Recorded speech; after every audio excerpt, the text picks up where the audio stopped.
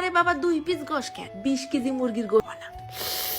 এরম একখান বিশিষ্ট ঝৈলাক্ত পদ হয়েছে। যেদিন আমার মনটা খারাপ থাকে সেদিন ঝাল ঝাল করে পদ রাইতে ভাত খাই।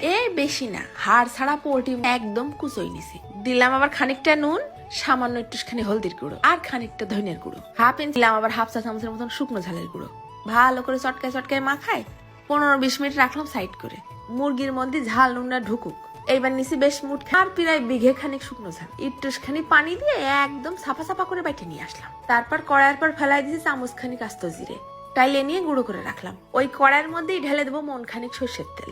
তার মধ্যে ফার্স্টে আগে মুরগিটা ঢেলে দিয়ে এক করে নেব। দেখো না, সর্ষের তেল তো না, মনে হচ্ছে কড়াইয়ের মধ্যে হুইল পাউডার দিয়ে কাপড় গুলাইছি। উঠোই এরপর বেশ একটু মুসমুসে ভাব হলে তেলটা ছাইকে নিয়ে মুরগির পিস গুলো উঠোই রেখে দেবো। ওই তেলের মধ্যে খুলে নিয়ে আস্তে আস্তে কয়েক রসুনটা অর্ধেকটা খানিক ভাজা হলে ঢাইলে দেবো ওই পেঁয়াজ আর শুকনো ঝাল বাটা। তখন নাড়ে ছাড়ে ফস করে পুড়ে যাচ্ছে।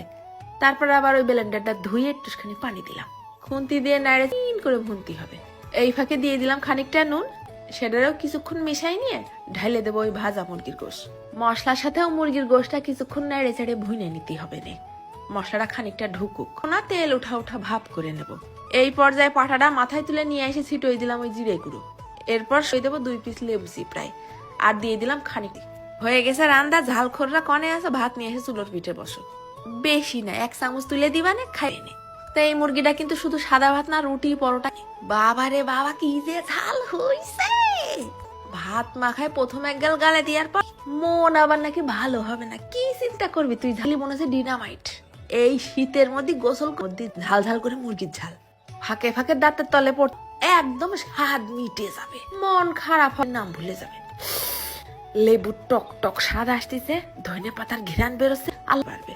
তবে পরের দিনের রিভিউ কি হবে তার হাতে গেলে বুকের বাটা লাগে। একবার খাইয়েই দেখে নে মিথ্যে করছে কিনা। চলে গেলাম, ধন্যবাদ।